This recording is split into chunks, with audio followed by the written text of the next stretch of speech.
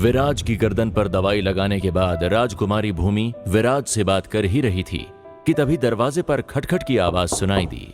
राजकुमारी जी, दवा तैयार है।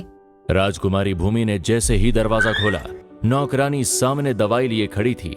भूमि ने उसके हाथ से दवाई लेते हुए कहा, रसोई घर में जाकर कहूँ कि मेरे खाने के साथ एक और भोजन की थाली जोड़ी जाए। भूमि ने गेट बंद किया और विराज के पास आ गई थी।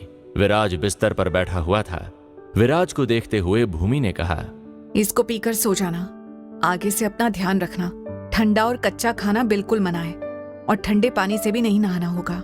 आज भूमि की बातें सुनकर विराज बार बार सोच रहा था कि कहीं ये सब सपना तो नहीं था। भूमि विराज से आज अलग ढंग से ही बात कर रही थी। इससे पहले उसने कभी भी इस तरीके का बर्ताव नहीं किया था। सच कहा जाए तो आज उसके साथ जो कुछ भी हो रहा था उसकी समझ से पूरी तरह परे था। राजकुमारी, मुझे कुछ भी समझ नहीं आ रहा है कि मुझे क्या करना चाहिए और क्या नहीं। क्या मैं सब सपना देख रहा हूँ? राजकुमारी भूमि ने उसकी किसी बात का कोई जवाब नहीं दिया और अपनी बात को आगे बढ़ाते हुए कहा, उठो और दवाई पी लो और आज तुम्हें पहरा देने की कोई जरूरत नहीं है। और इतना कहने के बाद भूमि अपने बिस्तर की तरफ चली गई। बिस्तर पर जाने से पहले शीशे के सामने खड़े होकर अपने गहने उतारने लगी थी, जिसे विराज अपनी तिरछी नजरों से आराम से देख रहा था। राजकुमारी भूमि के बाल पूरे बिखरे हुए थे। उसका चेहरा पूरी चांद की तरह चमक रहा था और बाल जैसे झरने की तरह बह रहे हों। विराज जितना भी चाहे पर अपनी नजरें राजकुमारी से नहीं हटा पा रहा था। उसे एकटक देखे ही जा रहा था। यहां राजकुमार रणविजय का इलाज शाही चिकित्सक के द्वारा किया जा चुका था, जिससे उसकी हालत में सुधार धीरे धीरे हो रहा था। उसकी देखभाल करने आई रानी शाह कुछ देर बाद वहां से चली गई थी और अपनी दासी को उसकी देखभाल करने के लिए छोड़ गई थी। रानी शाह नहीं चाहती थी कि कोई भी उसके बारे में पीठ पीछे बातें करे, क्योंकि रणविजय रानी शाह को पूरी तरह छोड़ चुका था। जब रात में रणविजय की तबीयत ज्यादा बिगड़ने लगी तो उसकी दासी ही उसका बुखार कम करने की कोशिश कर रही थी। जब दासी को कुछ भी समझ में नहीं आया तो वो तुरंत चिकित्सक को लेकर आ गई थी, लेकिन तब भी राजकुमार बार बार राजकुमारी भूमि का नाम लिया जा रहा था, जिसे सुनकर उसका वफादार नौकर तुरंत राजकुमारी के महल की तरफ भागा और उसने हिम्मत करके राजकुमारी का दरवाजा खटखटाया। आवाज सुनकर राजकुमारी जैसे ही उठी, उसने देखा कि विराज उसके सामने एक काली पोशाक पहने हुए तैयार खड़ा हुआ था।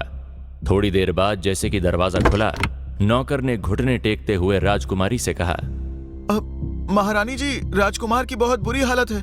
वो बार बार आपका नाम ही लिए जा रहे हैं। माफ कर दीजिए, मैंने इतनी रात में आपको उठाने की हिम्मत की।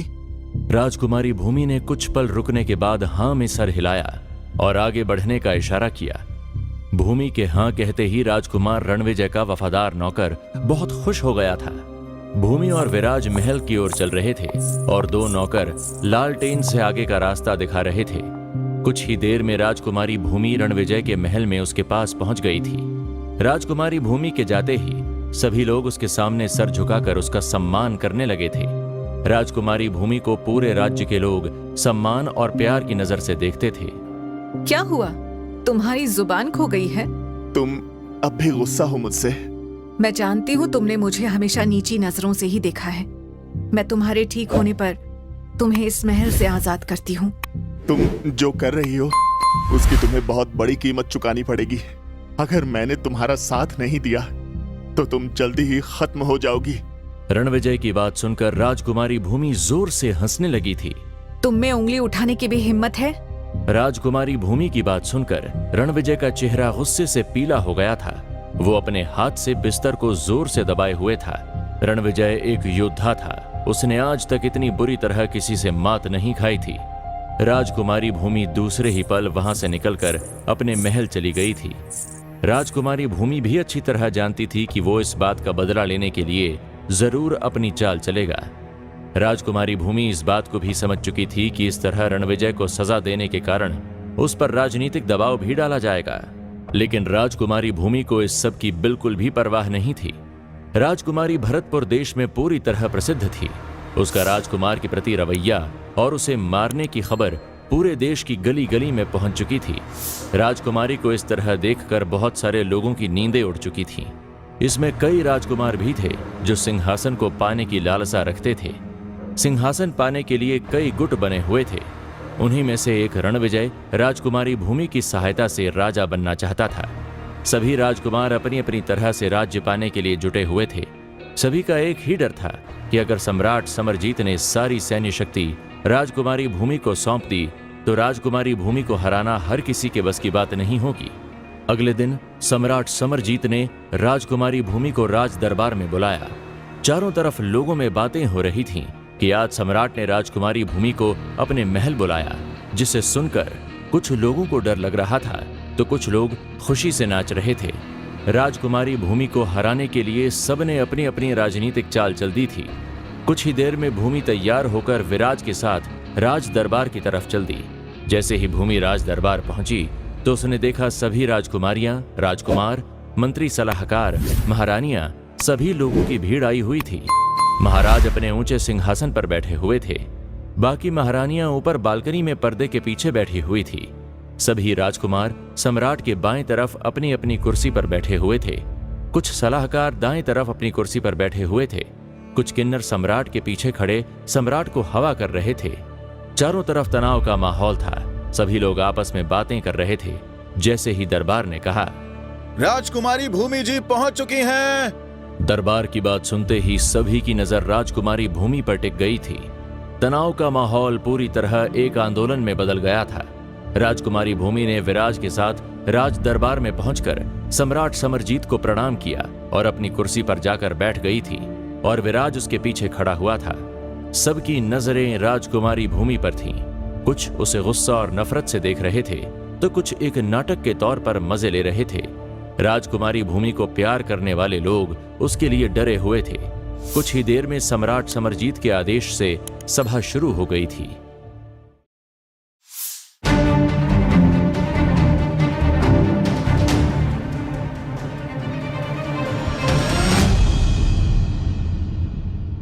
राजकुमारी भूमि जी पहुंच चुकी हैं। दरबार की बात सुनते ही सभा की नजर राजकुमारी पर टिक गई थी। राजकुमारी प्रणाम कर अपनी कुर्सी पर बैठ गई थी और विराज उसके पीछे खड़ा हुआ था। कुछ देर में सम्राट समरजीत के आदेश से सभा शुरू हो गई थी। रणविजय के पिता सभा में उठे और उन्होंने बोलना शुरू किया। क्या मैं भूमि से पूछ सकता हूं कि रणविजय ने ऐसा क्या अपराध किया था जिसके लिए उसे सजा दी गई? रणविजय के पिता महेंद्र सिंह एक छोटे राज्य जयगढ़ के राजा थे जो सम्राट के राज्य में आता था। एक समझदार राजा जिसे राज्य चलाना अच्छी तरह आता था। तभी शाही मंत्री ने आग में घी डालने का काम करते हुए कहा, असल में राजकुमारी जी, आप एक महान पद पर हैं, फिर भी आपको इस तरह राजकुमार को सजा देने का अधिकार नहीं है। आप जयगढ़ के राजा का भी सम्मान नहीं करती। अपने होने वाले पति के साथ ऐसा व्यवहार कैसे कर सकती हैं? राजकुमारी भूमि पर इन सब बातों का कोई असर नहीं हो रहा था। वो चुपचाप बैठी हुई सब देख रही थी। तभी एक और छोटे राजकुमार अमन प्रताप ने प्यार का नाटक दिखाते हुए राजकुमारी भूमि से कहा, मेरी प्यारी छोटी बहन, चाहे कुछ भी हो जाए, लेकिन आपको अपने हाथों में कानून नहीं लेना चाहिए था। यदि दूसरी राजकुमारियां भी इस तरह करेंगी तो हमारे सोनगढ़ की गरिमा और कानून तो खत्म ही हो जाएगा। अमन प्रताप राजकुमारी भूमि को बोले ही जा रहा था कि तभी अंबा देवी ने खांसते हुए उसे दूसरी बात बोलने का इशारा किया, जिसे देखकर राजकुमार अमन प्रताप तुरंत समझ गया और उसने फिर कहा, मैंने सुना है कि कल रात आप दवाइयां लेने चिकित्सालय भी गई थी। अगर आपने दवाइयां राजकुमार रणविजय के लिए नहीं ली तो फिर वो घाव की दवाइयां किसके लिए थी? राजकुमारी भूमि ने जैसे ही सुना तो उसे छोटे राजकुमार की मूर्खतापूर्ण बातों पर हंसी आने लगी थी। ये बात मैं आपको बताना जरूरी नहीं समझती राजकुमार अमन प्रताप। राजकुमारी भूमि की बात सुनते ही जैसे अमन प्रताप का मुंह उतर गया हो। सभी अपनी अपनी बातें रख रहे थे। ज्यादातर राज दरबार में सभी राजकुमारी भूमि के खिलाफ ही थे। भूमि सभी बातों को सुनते हुए सिर्फ एक मुस्कान देकर ही सबका चेहरा उतार देती है या फिर उन्हें गुस्से से भर देती थी। भूमि का इस तरह का रवैया देखकर अंबा देवी गुस्से से बौखला गई थी। भूमि भूलो मत, तुम एक राज दरबार में बैठी हो। अंबा देवी की बात सुनते ही जानकी बाई ने भी बोलना शुरू कर दिया था। मैं सम्राट से विनती करती हूँ कि राजकुमार रणविजय के साथ न्याय किया जाए। ऐसा न हो कि दरबार से निराश होकर लौटना पड़े। भूमि सब नाटक को देख रही थी। उसके अंदर बिल्कुल भी गुस्सा नहीं आ रहा था। बल्कि उसे ये सब देखकर एक हंसी आ रही थी। भूमि की नजर जैसे ही अपने पिता सम्राट समरजीत पर पड़ी, जो सबकी बातें ध्यान से सुन रहे थे, उनका चेहरा तेज के साथ चमक रहा था, लेकिन उनकी आंखों में निराशा से भरी हुई थी, जिसे देखकर भूमि को अचानक ही बहुत बुरा लग रहा था। वो कभी भी अपने पिता सम्राट समरजीत को दुखी नहीं देख सकती थी। दूसरी तरफ अपने दुश्मनों की हार पर भूमि को हंसी आ रही थी। भूमि को इस तरह मुस्कुराता देख राजा महेंद्र सिंह का गुस्सा और बढ़ गया था। वो एकदम बौखलाकर चिल्लाने लगे थे। राजकुमारी, तुम किस बात पर चिल्ला रही हो? राजा महेंद्र सिंह ने जैसे ही राजकुमारी भूमि को चिल्लाया, तो भूमि ने तुरंत ही ठंडी और भावहीन नजर से एक बार उसकी तरफ देखा। भूमि के इस तरह देखते ही पूरी सभा शांत हो गई थी। रणविजय ने बार बार मेरा अपमान किया, उसके बाद भी मैं उसके अपमान को सहन करती रही। उसके बाद अगर मैंने उसे जिंदा छोड़ दिया तो ये मेरी दया का प्रमाण है। भूमि बहुत ही शांति से अपनी बात कह रही थी। उसकी बात पूरे दरबार में गूंज रही थी। भूमि की बात सुनकर राजा महेंद्र सिंह का मुंह उतर ही गया था। रणविजय एक बहुत ही अच्छा लड़का है, वो आपका अपमान कैसे कर सकता है? उसने आज तक किसी का भी अपमान नहीं किया, और ये सब देखकर ही आपने उससे शादी करने के लिए हाँ कहा था। राजा महेंद्र सिंह की बात सुनते ही भूमि को बहुत हंसी आ रही थी। वो जानती थी ये मेरी बहुत बड़ी भूल थी। क्या यहाँ पर शाही दामाद का कोई सम्मान नहीं है? महेंद्र सिंह ने बहुत ही झेंपते हुए अपनी बात कही और सम्राट समरजीत की तरफ देखने लगा था। बात सुनकर पूरा माहौल शांत पड़ गया था। सम्राट कुछ बोलते कि उससे पहले ही गृह मंत्री ने कहा, ऐसा बिल्कुल भी नहीं है। इस महल में राजकुमार रणविजय का पूरा सम्मान है, और इससे पहले राजकुमार और राजकुमारी भूमि आपस में बहुत अच्छे से रहते थे। आप सभी ने अभी राज्य में नियम और गरिमा की बात की। मेरे रक्षक और मेरा अपमान करना क्या उसमें नहीं आता? मेरा अपमान करना क्या कोई बड़ा अपराध नहीं है? गृहमंत्री की बात सुनते ही तुरंत भूमि ने बोलना शुरू कर दिया था।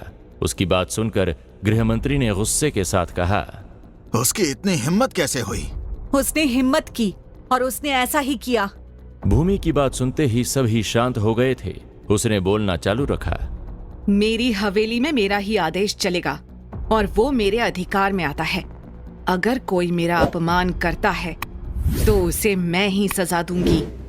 सबकी बातें सुनकर आखिरी में सम्राट समरजीत ने जैसे ही अपना हाथ उठाया, पूरी सभा खामोश हो गई। किसी के कुछ भी बोलने की ताकत नहीं थी। खामोश, बहुत हुआ। सम्राट समरजीत की बात सुनते ही पूरा माहौल इस तरह शांत हो गया था कि सबकी दिल की धड़कन भी सुनाई पड़ रही थी। सम्राट ने राजकुमारी भूमि की ओर देखा और उसे समझाते हुए कहा, आखिरकार राजकुमार से तुम्हारी शादी होने वाली थी, तुम्हें उनका सम्मान करना चाहिए। बाकी किसी को राजकुमारी भूमि का अपमान करने का अधिकार नहीं है। सम्राट की बात सुनते ही सबके पैरों तले जमीन खिसक गई थी और अब सम्राट से किसी की कुछ भी बोलने की हिम्मत नहीं थी। राजकुमारी ने भी कोई बहस नहीं की और दूसरी बात को उठाते हुए कहा, पिताजी, क्या हम अभी राज्य के खजाने के बारे में सोच रहे हैं? भूमि की बात सुनकर हाल में ही चल रही समस्याओं को सोचकर सम्राट के चेहरे पर चिंता की लकीरें खिंच गई थीं। कुछ समय से हमारे राज्य के खजाने पर बहुत बोझ बढ़ गया है। सम्राट समरजीत सोच ही रहे थे कि तभी भूमि ने कहा, जिसे सुनकर सभी उसकी तरफ देखने लगे थे। मैं जानती हूँ कि इस समस्या से कैसे निकला जा सकता है। वो क्या है? हमारे राज्य में कुछ ऐसे लोग हैं जो भ्रष्ट हैं। हमें उनकी जांच करवानी चाहिए, जिससे राज्य का खजाना वापस भर जाएगा। उत्तरी देश के खजाने कम क्यों नहीं होते? क्योंकि उन्होंने बहुत ही कठोर नियम बनाए हुए हैं। उसकी बात सुनकर सभी के चेहरे उतर गए थे और सभी लोग राज्य की चिंता को लेकर दिखावा करने लगे थे।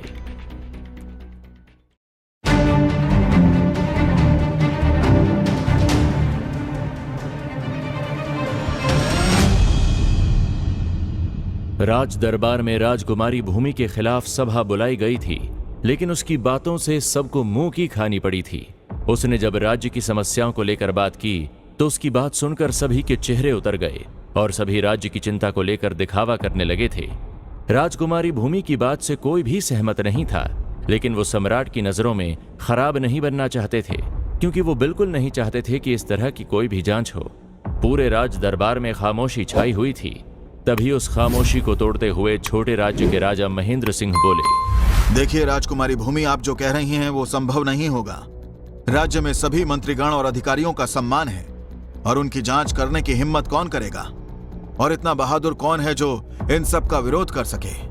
महेंद्र सिंह की बात सुनते ही सभी हाँ हाँ में सर हिलाने लगे थे। सभी एक एक करके यही बताना चाहते थे कि इस तरह जांच बैठना दरबार के लिए खतरा साबित हो सकता था। अगर कोई मेरी जांच करना चाहता है तो बिल्कुल कर सकता है, लेकिन दरबार में कुछ पुराने मंत्री भी हैं जिन्हें बुरा लग सकता है। राजकुमारी की बात को लागू करना आसान नहीं होगा। गृहमंत्री अपनी बात रखते हुए बैठे ही थे कि एक मंत्री ने कहा, और अगर सम्राट इस जांच की अनुमति देते हैं तो इस काम को कौन ही करेगा? चारों तरफ लोग बड़बड़ाने लगे थे। सब अपनी अपनी राय रख रहे थे। सम्राट को इस तरह के बहाने सुनकर बिल्कुल भी अच्छा नहीं लग रहा था, न ही उसे बिल्कुल ये पसंद था। लेकिन वो इस बात को भी जानता था कि इस तरह की जांच राज दरबार को संकट में डाल सकती थी। राजकुमारी भूमि ने जैसे ही सम्राट के चेहरे पर परेशानी देखी, तुरंत ही उसने कहा, राजकुमार हमारे देश की रीढ़ की हड्डी हैं। यदि कोई अधिकारी इस काम को नहीं कर सकता, तो हमारे पिताजी किसी एक राजकुमार को ये काम क्यों नहीं देते?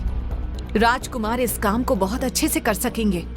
राजकुमारी की बात सुनते ही पूरे राजकुमार हैरान हो गए थे। वो बिल्कुल भी इस काम को करके राज दरबार और मंत्रियों को अपने खिलाफ नहीं करना चाहते थे। सभी राजकुमार भूमि को गुस्से में देख रहे थे। पिताजी, मुझे लगता है कि मैं इस काम में बिल्कुल भी सक्षम नहीं हूँ। तभी दूसरा राजकुमार इंद्र प्रताप बोला, पिताजी, और मैं तो बिल्कुल भी इस काम को नहीं कर सकूंगा। कृपया आप मुझे इससे दूर रखें। सभी राजकुमार एक एक करके सम्राट के सामने सर झुकाते हुए इस काम को करने से मना करते जा रहे थे।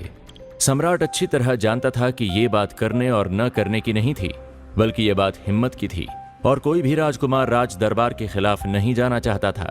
क्या तुम लोगों में से कोई भी इस काम को करने की हिम्मत नहीं रखता? आप सब राजकुमार आने वाले राजा पद के दावेदार हैं। भूमि ने जिस तरह कहा, उसे सुनकर सभी राजकुमार के चेहरे गुस्से से लाल हो गए थे, लेकिन किसी की हिम्मत नहीं थी कि वो इस काम के लिए हाँ कर दे। भूमि ने पूरे राज दरबार पर एक बार नजर डाली और उसके बाद फिर से था। कोई भी इस काम को नहीं करना चाहता, इसलिए इस राज दरबार में इस काम के लिए मैं अपने आप को पेश करती हूँ। राजकुमारी भूमि की बात सुनते ही सभी हैरान होकर उसको देखने लगे थे। सभी के अंदर गुस्सा 7वें आसमान पर था। भूमि आगे बढ़ी और उसने सम्राट के सामने सर झुकाते हुए आगे कहा, सम्राट से निवेदन करती हूँ कि मुझे 1000 रक्षक दें। मैं 1 महीने के अंदर सभी भ्रष्ट लोगों को आपके सामने घुटनों पर ला दूंगी और राज्य के पूरे खजाने को फिर से भरने का वादा करती हूँ।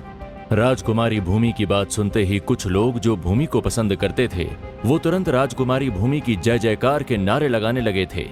सभी मंत्री और राजकुमार राजकुमारी भूमि को ऐसे देख रहे थे जैसे कि वो अभी भूमि को खा जाएंगे।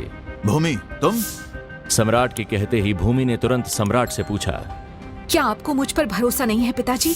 पिताजी, हमारे देश में लोगों पर कर पहले से ही बढ़ा हुआ है और कर नहीं बढ़ा सकती। इसीलिए हमें सभी भ्रष्ट लोगों को मजबूर करना होगा कि वो गलत कमाई छोड़कर देश का खजाना भरे। भूमि की बात सुनकर एक मंत्री ने कहा कि राजकुमारी जी, आपने कभी सोचा कि बहुत ईमानदारी के साथ काम कर रहे लोगों को बुरा लगेगा कि उन पर शक किया जा रहा है? इससे बहुत गलत असर पड़ेगा। मंत्री की बात सुनते ही उसने तुरंत जवाब दिया, देश अच्छे और बुरे लगने पर नहीं चलता। आप चिंता क्यों कर रहे हैं? हम किसी के साथ कुछ गलत नहीं करेंगे। हम सिर्फ भ्रष्ट लोगों को सामने लेकर आएंगे। भूमि की बात सुनकर रानी रूपवती उठी और उन्होंने कहा, मुझे बहुत खुशी है कि उसके पास इतनी हिम्मत है। मैं राजकुमारी भूमि के साथ हूँ। रानी रूपवती की आवाज सुनते ही कुछ लोग फिर से दरबार में राजकुमारी की जय के नारे लगाने लगे थे, लेकिन तभी एक आवाज आई अंबा देवी की। राजकुमारी तलवार चलाने और लड़ने में अच्छी है, लेकिन उसने इस तरीके का कोई काम आज तक नहीं किया, और मुझे डर है कि वो राज दरबार में सबके बीच गलतफहमी ना पैदा कर दे। अंबा देवी की बात से सभी सहमत थे और सम्राट भी उसकी बात ध्यान से सुन रहे थे। कोई कुछ बोल पाता इससे पहले भूमि ने कहा, महारानी अंबा देवी, इसके अलावा कोई दूसरा विकल्प है आपके पास? अगर नहीं तो फिर आप कैसे बोल सकती हो कि मैं ये काम नहीं कर सकती? उसकी बात सुनते ही अंबा देवी का मुंह गुस्से से लाल हो गया था। अंबा देवी कुछ बोल पाती कि इससे पहले भूमि ने सम्राट से कहा, मुझे उम्मीद है कि मेरे पिता मुझे एक मौका जरूर देंगे। 1 महीने में राज्य के खजाने को वापस भर देने का वादा करती हूँ। उसकी बात से राज दरबार का माहौल तनाव से भर गया था। अब कोई भी उसकी बात को नहीं सुनना चाहता था। राजकुमार इंद्रप्रताप सिंह ने भूमि को रोकते हुए कहा, भूमि, आप राजनीति नहीं समझती, आपको इससे दूर ही रहना चाहिए। राज दरबार में आपस में लड़ाई हुई तो उसका असर आम जनता पर पड़ेगा। उसकी बात सुनकर राजकुमारी भूमि कुछ बोल पाती कि इससे पहले छोटे राजकुमार अमन प्रताप ने कहा, आपको अब राज दरबार से चले जाना चाहिए ताकि हम और पिताजी और ज्यादा परेशान न हो। अमन प्रताप की बात सुनकर भूमि को बहुत गुस्सा आया, लेकिन उसने कुछ भी नहीं कहा। वो सिर्फ सम्राट समरजीत की तरफ देख रही थी। सम्राट समरजीत के हाथ से इशारा करते ही सब पूरी तरह चुप हो गए थे और उनके बोलने का इंतजार कर रहे थे।